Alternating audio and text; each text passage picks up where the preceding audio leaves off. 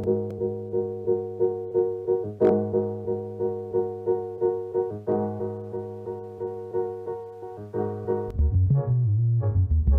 again is probably the most athletic player on this team. And why you would use that, especially when one call, just a horrible, horrible situation for them. I don't think that's going to happen.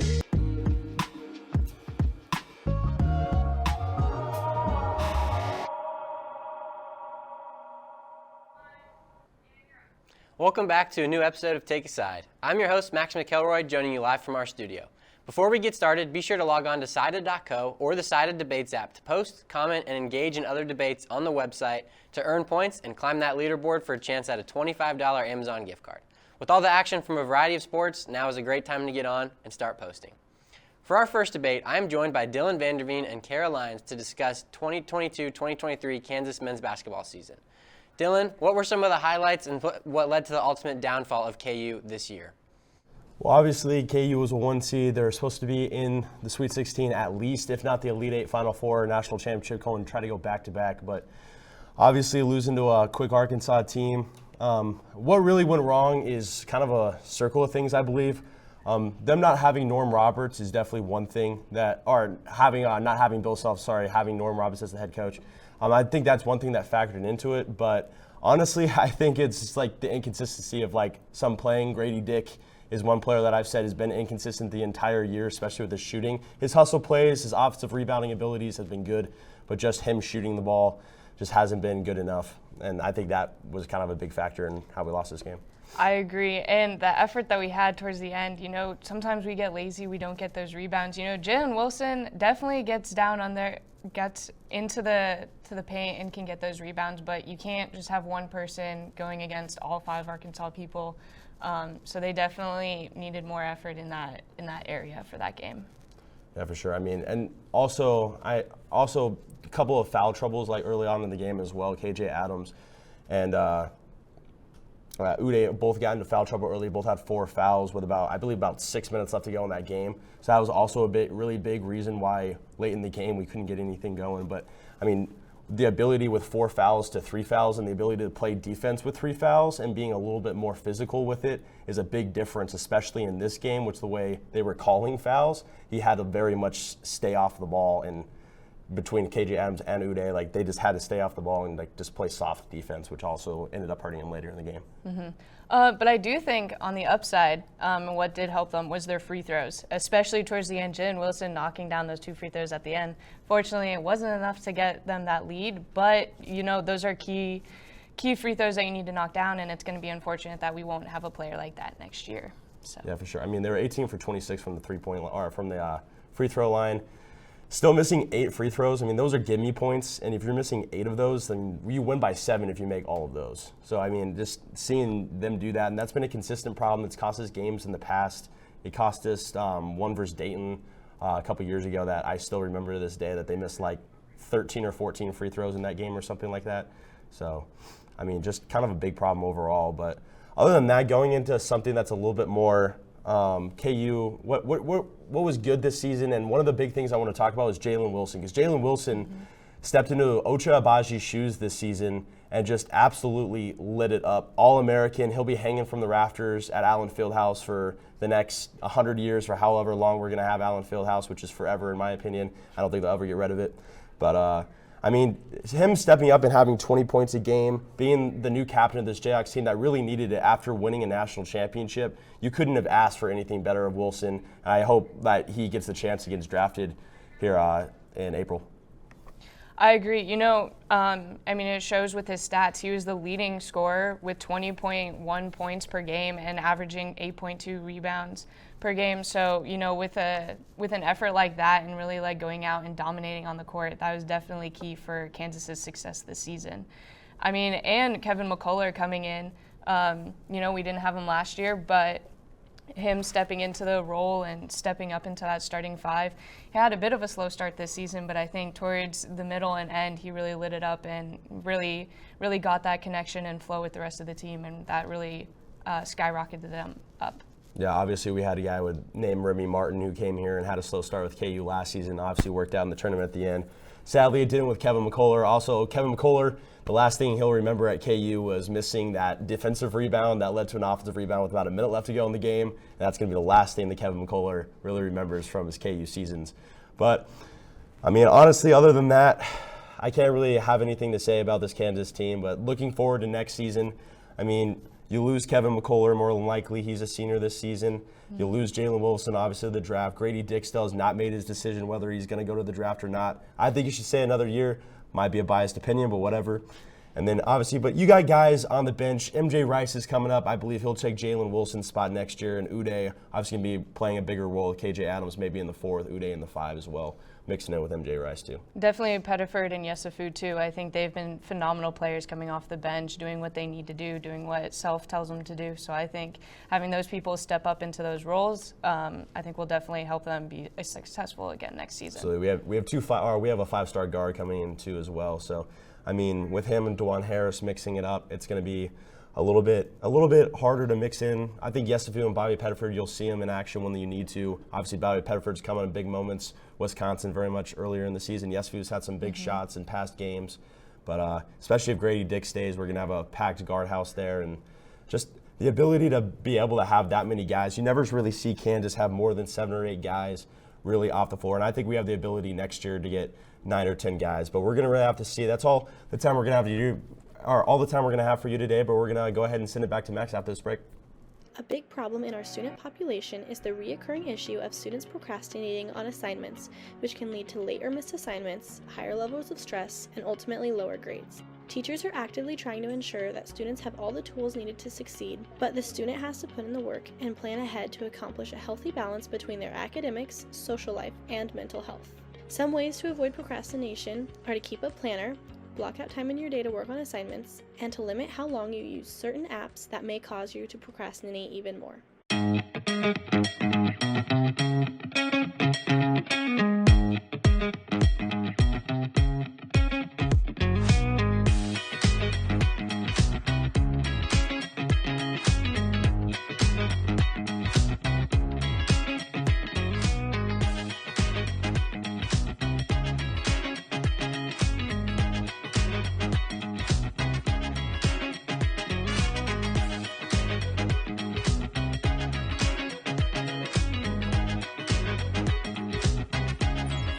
National champions deserve a clean campus.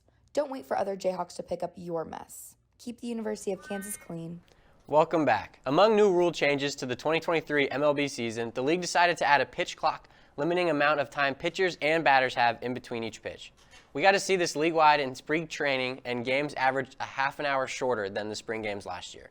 I am joined by Jordan Ziegler and Caleb Kalsich to debate whether or not they are in favor of this new change. Jordan, how do you feel about the pitch clock? Personally, I like it. I think it's a good thing for the MLB because it makes the games a lot faster. And as an avid baseball fan myself, I perfectly enjoyed watching games last year. But unfortunately, I'm not the majority of the audience. The majority of the audience gets bored.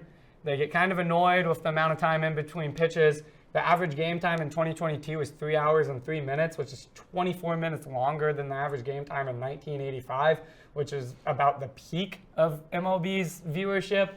So I think with everything being said, one of the main issues in terms of MLB's viewership declining is how long games are taking, and this has substantially decreased game times. I mean, in reality, the concept is, I think it's a good concept for the MLB, but I just think the way it is right now is not good. I just think it's too fast, the time they're limiting on the batters. I mean, you've got 20 seconds maybe. In reality, it's 12 because they kind of shut it down with 8 seconds to go if you're not ready. And then, you get automatic strikes and balls, which I think is just something you don't want to get the game going to, especially like a meaningful game. Imagine that's a playoff game and then you lose based off an automatic strike. That's going to cause a lot of problems. I think the concept can be good. I just think as it is right now, it's just not good for baseball. Yeah, I mean, I think ninth inning, you could probably make an argument for turning the pitch clock off. Like, I don't have a problem with that. But, like, a majority of the time, players are still getting used to it. We see in spring training that, like, there's automatic strikes and balls being called, but players are getting used to it. It's already been implemented in the minor leagues, and we haven't seen any games in that way. Every minor league coach and player that's been talked to about it says they love it. Hits are going up. Stolen bases are going up. There's more balls in play. There's more action. even like the first day of minor league baseball on ESPN, or not minor league, spring training baseball on ESPN this year, viewership was up 29% from 2021 when ESPN last broadcasted the games. So we're seeing viewership already go up in spring training. The regular season hasn't even happened. So it's had an overall net positive.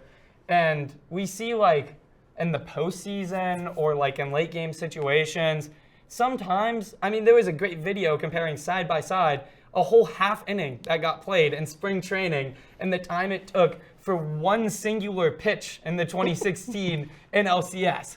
Like, that's absurd. If a whole pitch is taking as long as a half inning, even with a pitch clock, something needed to be done about it, and that's why I view this as a good thing. No, I agree.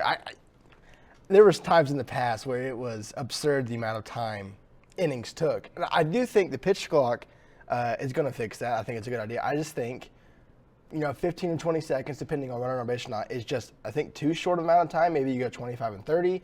It's still limiting them. It gives you more time to get in the box and get ready.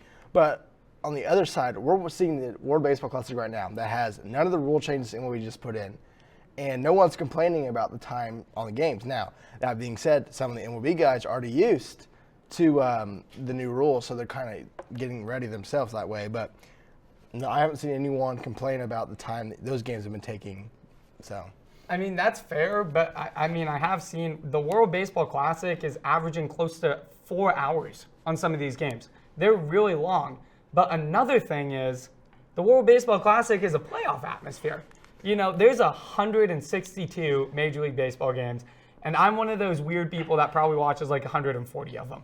But I'm in like half the percentage of the population. Most people aren't watching them, and most people really aren't watching them if they're taking 3.5, 4 hours. No one's going to watch all of that. They're going to watch the World Baseball Classic games because it's playoff. It's single elimination. It's the best players in the world competing for the World Cup of baseball. I mean, it's a different comparison than a Tuesday night game in the middle of July when the Pittsburgh Pirates and the Chicago Cubs are playing each other. Like, no one cares about that game. No one wants it to go 3.5 hours, but more people are tuning in if it's 2 hours and 40 minutes. You know what I mean? Yeah, I just think baseball is one of those sports that it's unique that it's not timed. However long the game takes is based on what's going on in the game. I think that's what makes baseball different.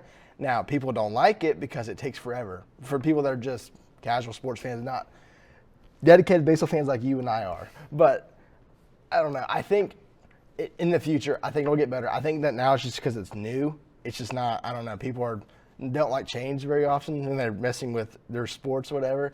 I don't know. I think eventually it'll get to the point where this won't even be a discussion anymore. It'll be fine. So. Yeah, I fully agree. It's been implemented in college. It's been implemented in the minor leagues. It's been implemented at pretty much every single level of high-class baseball except for the major leagues. And not only has no one had any problems with it, a lot of players and coaches have actually praised what it's done for the game. I mean, it could just be a coincidence, but injuries in the minor leagues went down with the pitch clock. So overall, everything we've seen in experimentation with the MLB pitch clock has had a net positive, and that's why I think it's a good thing for the game of baseball. But we're going to close out our show today. One final debate. We're going to talk about the underdogs and who we have left for March Madness. What 6th seed or lower could make the Final Four and win the national championship, coming up after the break.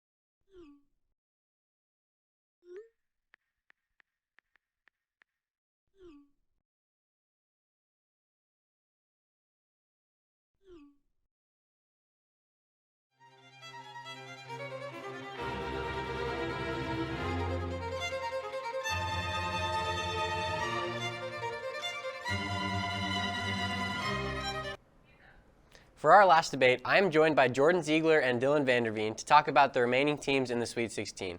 More specifically, which of the low-ranked teams have a legit shot for a championship?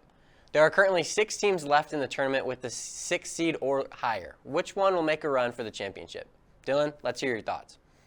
So I think there's a lot of good teams here that have the chance. There's a lot of good ones. Princeton, obviously I love Princeton. Like look at Princeton. It's not happening. They're one of like the best 3-point shooting teams in the nation. But I'm going to go with the team that's going to beat is going to actually make it to the Final Four at least, and it's going to be Creighton. Creighton's a 6th seed, and Creighton is just. I mean, I'm going to be honest with you. They just kind of killed Baylor in my opinion. They absolutely blew them out on the opposite side of the ball. They completely took care of them.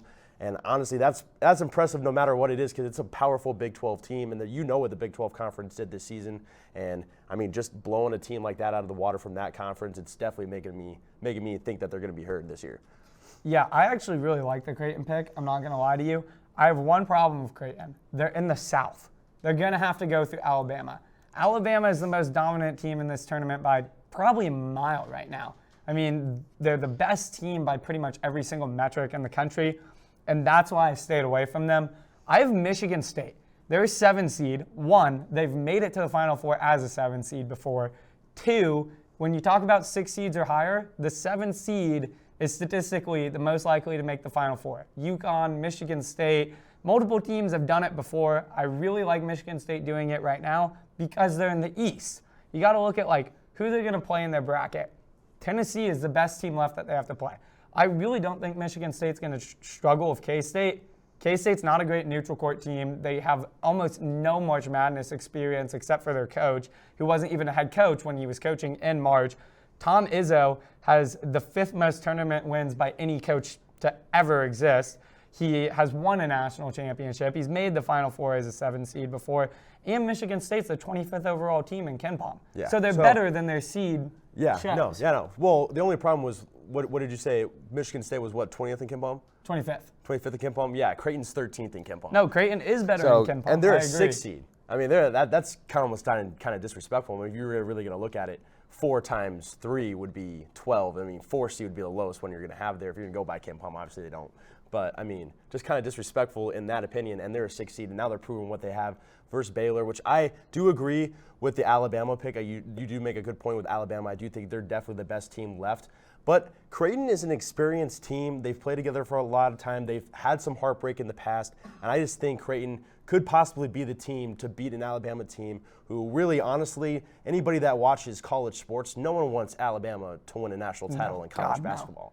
So, I mean, I put them as the winner in my March Madness bracket because I think they're going to win it. It's going to be them or UCLA, I mean, is what I was looking at. But you know what?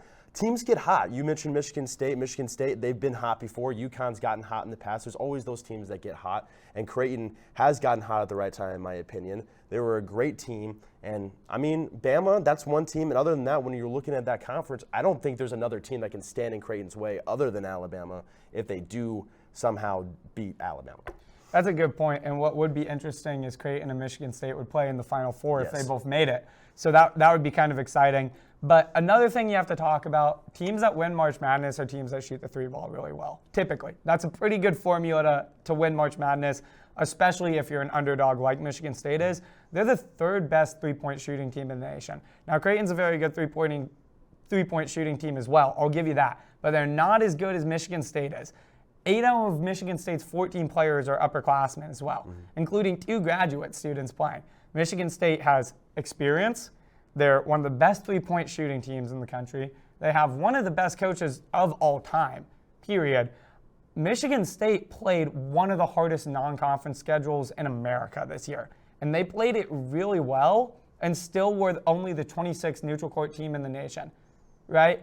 Being all the way up at 26 in neutral court when you lost games on neutral court to Gonzaga and other good teams throughout the year and still being 26 and having that strength of schedule, being that good, being that well coached, Michigan State, in my opinion, should have been like a 4 seed. So the fact that they're a 7 seed is kind of disrespectful. The fact that they have one of the easiest paths to the national championship is also kind of disrespectful.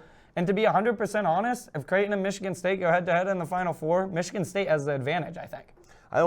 If you really look at it, you go Creighton, you go Michigan State, you go 6 and 7 seed. If you're meeting them in the Final Four, we're talking Bama's already knocked out by Creighton. You go Michigan State, already kind of got through a little bit easier. They already beat Marquette, who I chose them to beat Marquette. Shaka Smart. Same. Come on, Shaka Smart can't win national. No, can't win definitely March not. Madness games. Come on, he can't win March Madness games. But just those two teams, they'd be easily the hottest teams in college basketball at that point. Obviously, Creighton coming off Alabama and just having that edge over Michigan State. You do mention Michigan State is a great three-point shooting team, and so is Creighton, but Creighton is a little bit better on the defensive side of the ball, in my opinion. They've got a little bit more size. They're both good teams, but I think Creighton could have that little bit of an edge, hold them to a little bit lower three-point shooting, and that's how you're going to beat Michigan State. I mean, that is how you beat Michigan State, but that's a lot of what ifs. But another thing you have to mention, Michigan State just beat Marquette, who was one of the hottest teams in the country going into that game. They won the Big East tournament, and they won the Big East. The Big East was one of the best conferences by a mile this year, and Creighton beat them while only making 3 or 4 threes the entire game. Their recipe to win didn't work, and they still won because they were so well coached and had such good experience. Absolutely. But, I mean, that's going to wrap it up for this debate. Obviously, 2 great picks, probably 2 of the lowest seeded best seeds of all time, if that makes any sense. Creighton and Michigan State, both great teams, and honestly, both have a very good shot at stunning the world. And thank you for tuning into today's show. Be sure to follow us on social media, on Twitter and Instagram at TakeaSideKU, and we will have show clips posted as well as other sided content. From all of us here at TakeaSide, we'll see you soon.